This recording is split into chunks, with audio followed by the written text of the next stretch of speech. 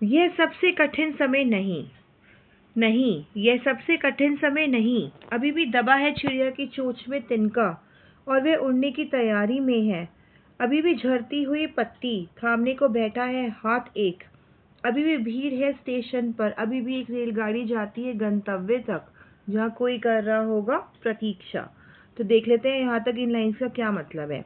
तो जो इस पोएम की कवित्री हैं जया जादवानी जी, वो इसमें ये कहती है कि हमें अपने जीवन में, हमें अभी जो हो रहा है हमारे जीवन में सब कुछ बहुत सरल तरीके से हो रहा है। बहुत कभी कहीं पे भी अभी कठिन समय नहीं आया है, क्योंकि अगर हम इन लाइन्स को देखें तो इसमें लेखिका कहती है कि जो चिड़िया है, चिड़िया अपना घोंसला बनाने के लिए प्रयास कर रही है, वह उड़ने की तैयारी में है, वह अपने रोज के जो उसे क्रियाकलाप हैं उससे अपना घोंसला बनाने की तैयारी में जुटी हुई है। अर्थात सब काम बहुत सरल तरीके से हो रहा है। फिर वे आगे ये कहती हैं पत्ती के माध्यम से कि अभी भी दूसरों की मदद करने के लिए लोग तैयार रहते हैं, अर्थात जो गिरते हुए पत्तों को भी थामने के लिए कोई हाथ बैठा है। ठीक है।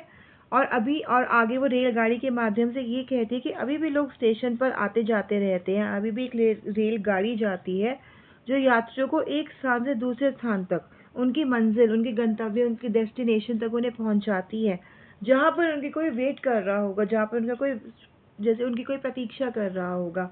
जैसे कि आप छुट्टियों में अगर अपने नानी हाउस जाते हैं तो आपको पता होगा कि आपका डेस्टिनेशन वो जो उनका पर्टिकुलर जो सिटी है वो है, और फिर वहाँ पर कोई स्टेशन पे वेट कर रहा होगा आपको लेने के लिए, राइट। तो अभी भी सब कुछ बहुत अच्छे से चल रहा है, कुछ भी गलत समय नहीं आया है। चिड़िया अपना घोंसला बना रही है, पत्ते पेड़ों से गिर रहे हैं, रेलगाड़ी आती जाती रहती है, तो कुछ भी अभी गलत नहीं है। तो हमें बहुत आशावादी तरीके से अपने जीवन को व्यतीत करना चाहिए। आगे देखते हैं। अभी भी कहता है कोई किसी को, जल्दी आ जाओ कि अब सूरज डूबने का वक्त हो गया। अभी कहा जाता है उस कथा का आखिरी हिस्सा जो बूढ़ी नानी सुना रही सदियों से। दुनिया के तमाम बच्चों को अभी आती है एक बस अंतरिक्ष के पार की दुनिया से, लाएगी बचे हुए लोगों की खबर। नहीं, यह सबसे कठिन समय नहीं। अब इन पंक्तियों में जो हमारी कवित्री हैं जया जादवानी जी, वो ये कहती हैं कि अपने मन का जो आशा का दीपक है वो हमें कभी भी बुझने नहीं देना है। अभी भी हमारे मन में आशा की किरण बची हुई है। वो कहती है कि ये बुरा समय नहीं है। ठीक है। वो ये कहती हैं कि आज भी जब सूरज डूबने का टाइम होता है, जब शाम का टाइम होता है, तो घर में जो भी आपके फैमिली मेंबर्स है तो आपको कहते हैं ना कि अब शाम हो गई है, टाइम से घर आ जाओ, है ना। आज भी जो बूढ़ी नानी है वो पुरानी कहानियां सुना रही हैं, पढ़े हुए किस्से सुना रही हैं। आज भी वो कहानियों में ये बता रही हैं, ये सुना रही हैं बच्चों को कि जो अंतरिक्ष की जो कहानियां हैं, दूसरे ग्रहों की जो कहानियां हैं, वहाँ से कोई खबर आएगी कि वहाँ पे कैसे लोग रहते हैं, वहाँ पे कैसे लोग बचे हुए हैं। तो ये कह सकते हैं कि कठिन समय की शुरुआत नहीं हुई है। ठीक है।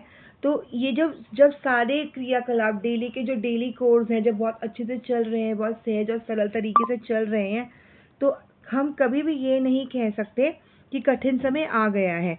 पर जिस दिन ये क्रियाकलाप ऐसे सहज और सरल तरीके से चलने बंद हो जाएंगे, उस दिन ऐसा कहा जा सकता है कि कठिन समय है।